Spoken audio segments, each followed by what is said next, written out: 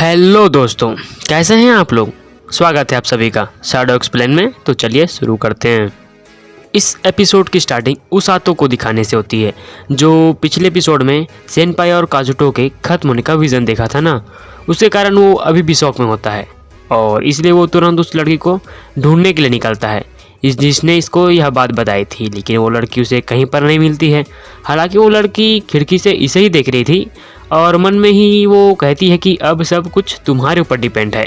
जिसके बाद उसातो उस लड़की के बारे में कैसल के गार्ड से पूछने के लिए जाता है, मगर तभी ना वहाँ पर रोज आ जाती है, जिसे देखकर गार्ड तो डर के मारे वहाँ से भाग खड़ा होता है। जिस पर उसातो अपनी टिप्पणी करते हुए कहता है कि हाँ, मैं समझ सकता हूँ कि वह क्यों भागा है। अभी ये सुनते ही रोज उसे तुरंत उसका मुंह पकड़कर उसको ऊपर उठा लेती है और फिर वो पूछती कि हाँ जरा बताना तो, जरा बताओ कि तुम क्या समझे। तो जिसे सुनकर उसातो कहते अरे नहीं नहीं नहीं, अरे मैं तो मजाक कर रहा था यार। जिस पर रोज उसे छोड़ देती है और कहती कि मैं डीमंस हमारी टेरिटरी में आने के लिए जो ब्रिज बना रहे थे उसे तोड़ने के लिए गई थी, जिसने हम लोगों की प्रिपेयर होने के लिए थोड़ा टाइम मिल सके। अपने बेस की तरफ जाते हुए उसातो रोज से उस फॉक्स गर्ल के बारे में पूछता है, जिस पर रोज कहती कि हाँ, मैंने ऐसी किसी लड़की के बारे में तो सुना है जो 2 साल पहले अचानक से हमारे किंगडम में अपीयर हो गई थी, वो भी डीमंस और लूटेरी से बचकर। उसकी प्रजाति काफ़ी खूबसूरत है और कीमती मैजिक के लिए भी पाई जाती है। जिसे सुनकर उसातो पूछता है कि क्या वो लोग इल्यूजन या फ्यूचर भी देख सकते हैं। जिस पर रोज कहती कि हाँ, उनकी प्रजाति में कुछ ऐसी फॉक्स गर्ल पाई जाती है जो कि फ्यूचर भी देख सकती है। अब ये सुनकर उसातो सोचता है कि वो लड़की जरूर उन्हीं में से होगी। और फिर ये बात खत्म होने के बाद रोज महल की तरफ जाती है तो उसातो वापस अपने बेस की तरफ निकल जाता है। इसके बाद हमें महल का सीन दिखाया जाता है, जहाँ पर रोज किंग को इन्फॉर्म करती कि उसने डीमन आर्मी के करंट ब्रिज को तो डिस्ट्रॉय कर दिया है, लेकिन वो कुछ ही दिनों में नया ब्रिज भी बना लेंगे। जिसे सुनकर किंग कहता है कि और फिर वो लोग हमारे किंगडम पर अटैक कर देंगे, इसलिए मैं कल ही सोल्जर्स और सिटीजन्स को जंग के लिए तैयार होने का ऐलान कर दूंगा। जर्नल से काजुटो और सेनपाई को अर्जेंट मीटिंग के लिए बुलाने के लिए कहता है। तो फिर वहीं आगे हम काजुटो और सेनपाई को किंग के रूम की तरफ जाते हुए देखते हैं और इस दौरान उन दोनों को थोड़ा बहुत ही सही लेकिन अंदाज़ा तो था कि किंग उन्हें किस लिए बुला रहे हैं। तभी जाते जाते रास्ते में उनकी मुलाकात प्रिंसेस से होती है और काजुटो अभी भी उसे प्रिंसेस कहकर ही पुकारता है, जिसके कारण प्रिंसेस उदास हो जाती है। लेकिन वो तुरंत कहती है कि डैड आप लोगों का इंतज़ार रूम में कर रहे हैं। और यह सुनकर दोनों आगे बढ़ते हैं। तो वहीं किंग के रूम के अंदर जाने से पहले हम काजुटो के चेहरे पर साफ साफ एक अजीब सा डर देख पाते हैं। और इसके बाद हम दूसरी तरफ उसातो को देखते हैं। इतने डरावने विजन को देखने के बाद उसे तो बिल्कुल नींद भी नहीं आ रही थी। साथ ही में ना उसे बार बार वही बात याद आ रही थी कि जब वो लड़की ने कहा था कि सिर्फ तुम ही हो जो फ्यूचर को चेंज कर सकते हो। अब वो इन सब के बारे में सोचकर परेशान हो ही रहा था कि तभी खिड़की से बाहर उसे एक लाइट मैजिक नज़र आता है, जिसे देखकर उसातो की फट जाती है और कहता है कि ये क्या चीज़ है।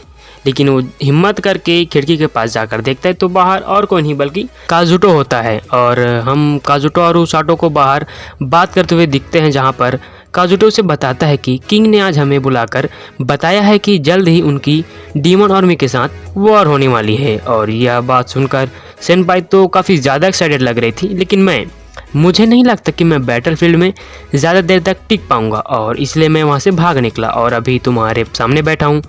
उसातो, अगर मैं सच कहूँ ना तो मुझे लड़ाई से काफ़ी ज़्यादा डर लग रहा है।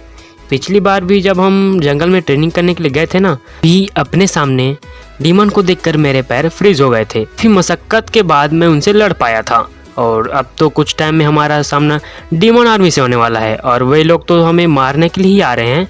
दोस्त, मुझे नहीं लगता कि यार मैं उनके सामने टिक भी पाऊंगा। और ऊपर से किंगडम के लोग मुझ पे काफ़ी ज़्यादा इज्जत देते हैं। उन्हें लगता है कि मुसीबत के टाइम में मैं उन्हें बचाऊंगा, और इस बात का मुझे बहुत ज़्यादा दुख होता है क्योंकि मैं लड़ने से काफ़ी ज़्यादा डरता हूँ। अब यह सुनकर उसातो कहता है कि काजुटो, तुम्हें लोगों की इच्छाओं पर खरा उतरने की ज़रूरत नहीं है भाई, कभी कभी तुम्हें अपनी फीलिंग्स का भी ध्यान रखना चाहिए। जिस पर काजुटो से पूछता है कि उसातो, तुम इस लड़ाई के बारे में क्या फील कर रहे हो। जिस पर थोड़ा सोचने के बाद उसातो कहता है कि मैं तो वॉर में जाने वाला हूँ लोगों को बचाने के लिए, क्योंकि मैंने मन बना लिया है। जब से मैं यहाँ पर आया हूँ मैंने काफ़ी कुछ सहा है और मेरे एक्स्ट्रा होने के बावजूद उन लोगों ने मुझे एक्सेप्ट किया है, इसलिए मैं फाइट में जाकर उन्हें ज़रूर बचाऊंगा। और तुम्हें और सेनपाई को भी बचाऊंगा।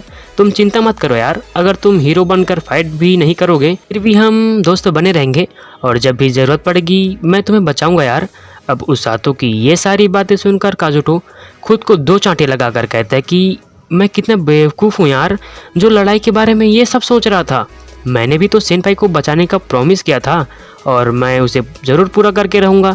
बस इतना कहकर वो मोटिवेटेड होकर उसातो को थैंक्स बोलकर वापस महल की तरफ जाने के लिए निकल जाता है। और इसी के साथ ही उसातो भी वापस सोने के लिए जाने वाला ही था कि तभी पीछे से सेनपाई उसे आवाज़ लगाती है और उन दोनों की बातों से हमें पता चलता है कि सेनपाई को ना काजुटो की काफ़ी फिक्र हो रही थी और इसलिए वो उसका पीछा करते हुए यहाँ पर आ गई। लेकिन अब जब उसातो की बातों से उसने अपना मन बना लिया है इसलिए सेनपाई को भी अब ज़्यादा फिक्र नहीं हो रही है। मगर तभी वो उसातो को पकड़ कर कहती है कि उसातो तुम्हें क्या लगता है कि मैं फ़ाइट करूँ कि नहीं करूँ। जिस पर उसातो कहता है कि अरे नहीं, तुम्हारी बात तो अलग है, तुमने तो पहले ही इस वर्ल्ड में रहने का डिसाइड कर लिया था ना। जिससे सुनकर सेनपाई काफ़ी ज़्यादा खुश होती है और उसातो को गुड नाइट बोलकर वापस महल की तरफ जाने के लिए निकल जाती है। तो वहीं अगले सीन में किंग सभी सोल्जर्स को बता रहे थे कि डीमन हमारी टेरिटरी में घुस चुकी है और कुछ ही टाइम में हम उनके साथ वॉर अनाउंस कर देंगे। 2 साल पहले किसी तरह हमने उन लोगों को यहाँ से भगा दिया था, लेकिन इस बार वो पूरी पावरफुल फोर्स के साथ हम पर अटैक करेंगे और ये फाइट हमारे लिए आसान नहीं होने वाली है। हाँ, लेकिन हम लोगों को फिक्र करने की कोई बात नहीं है क्योंकि इस बार हमारे साथ हीरो सेनपाई और हीरो काजुटो हैं। इन लोगों को ना हमने दूसरे वर्ल्ड से उनकी पावर का यूज़ करने के लिए यहाँ पर समन किया है और साथ ही में पिछली बार की तरफ इस बार भी हमारे साथ रेस्क्यू टीम वाले बैटलफील्ड पर मौजूद होंगे। तो वहाँ पर हर जख्मी सोल्जर्स को ठीक करने के लिए तत्पर रहेंगे। तो आप सभी लोग बिना डरे उनके ऊपर अटैक करने के लिए तैयार हो जाओ, जीत हमारी ही होगी। अब यह सुनकर सारे सोल्जर खुशी से झूम उठते हैं और फिर इसी के साथ ही सीन काजुटो की तरफ शिफ्ट होता है। वो ना प्रिंसेस से मिलने के लिए गया हुआ होता है। प्रिंसेस अपने रूम में उदास होकर बैठी थी और आगे वो जैसे काजुटो को देखती है उसके चेहरे पर एक स्माइल आ जाती है। वो कहते कि मुझे आपको देखकर काफ़ी ज़्यादा खुशी हुई, तो आप कल जंग पर जा रहे हो।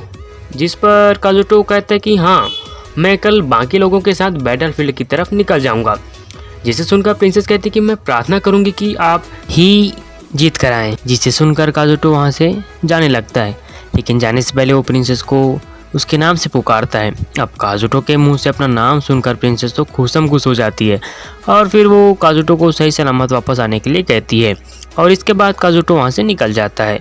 और फिर ये सीन रेस्क्यू टीम के बेस की तरफ शिफ्ट होता है, जहाँ पर सेनपाई की तरह उरुरु भी बेबी भालू को देखकर उसे क्यूट कहकर उसे हाथ लगाने के बारे में सोचती है।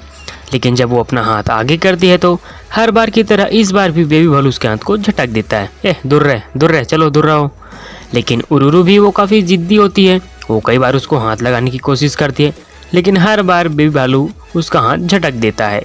तभी ना कुकरू चलकर बेबी भालू के सिर पर बैठ जाता है, जिसे देखकर उरुरु उसे हाथ लगाने की कोशिश करती है, लेकिन बेबी भालू उसके हाथ को एक बार फिर झटक देता है। पता है तेरे को समझ में नहीं आ रहा क्या, चलो निकलो यहाँ से। तो इस तरफ ओरगा बड़े से सामान के नीचे दब जाता है, जिसे देखकर उसातो उसकी मदद करने के लिए जाता है और उससे बात करने के दौरान उसे और हमें पता चलता है कि ठीक उसातो की तरह ही उरुरु का भी ये फर्स्ट टाइम है बैटलफील्ड में जाने का। अब वो दोनों बात कर रहे थे कि तभी टकलू आकर उसातो से कहता है कि रोज़ तुम्हें ऑफिस में बुला रही है। जिसे सुनकर उसातो कहते हैं कि अब इस घुसट को क्या हुआ, क्योंकि आज से पहले कभी रोज़ ने उसे ऑफिस में नहीं बुलाया था। लेकिन मरता डरता क्या ना करता, वो डरते डरते हुए उसातो रोज़ से मिलने के लिए उसके ऑफिस में चला जाता है, जहाँ पर रोज़ उसे बताती है कि जैसा कि मैंने तुम्हें पहले बताया था कि तुम मेरे साथ फ्रंट लाइन पर रहकर इंजर्ड सोल्जर्स को ठीक करोगी, लेकिन अभी हमें वैसा नहीं करना है। हम बाकी लोगों के साथ रेस्क्यू टेंट में होंगे। टकलू और सभी लोग घायल सोल्जर्स को लेकर आएंगे और हम लोग उन्हें ठीक करेंगे। साथ ही में रोज़ उसे यहाँ पर ये भी बताती है कि किसको पहले हील करना है चाहिए और किसको नहीं। जिस पर उसातो हाँ में जवाब देता है कि हाँ ठीक है, मैं समझ गया। और इसके बाद रोज़ उसे एक बॉक्स ओपन करने के लिए देती है, जिसके अंदर और कुछ नहीं बल्कि रेस्क्यू टीम का ऑफिशियल यूनिफॉर्म होता है। उस यूनिफॉर्म को रोज़ उसातो को वहीं पर ट्राई करने के लिए कहती है। फिर उसका यूनिफॉर्म पहन होने जाने के बाद रोज़ उसे पकड़ कर कहती कि देखो उसातो, हीलर्स इमोर्टल नहीं होते हैं। अगर तुम मारे गए तो सब कुछ खत्म हो जाएगा, और इसलिए बैटलफील्ड में अपनी जान की परवाह न करना यह सबसे बड़ी बेवकूफ़ी है। जिसे सुनकर उसातो कहते हैं कि हाँ, मैं सब जानता हूँ, मैं सभी को बचाने के साथ साथ खुद का भी ध्यान रखूँगा, क्योंकि यह बात तो आपने ही सिखाई है। जिसे सुनकर रोज़ एक स्माइल के साथ उसे यहाँ से जाने के लिए कहती है। तो वहीं रोज़ के ऑफिस से बाहर निकलने के बाद उसातो सोचता है कि मुझे पता नहीं कि वो विजन्स क्या चीज़ है, लेकिन मुझे इतना ज़रूर पता है कि मुझे क्या करना है।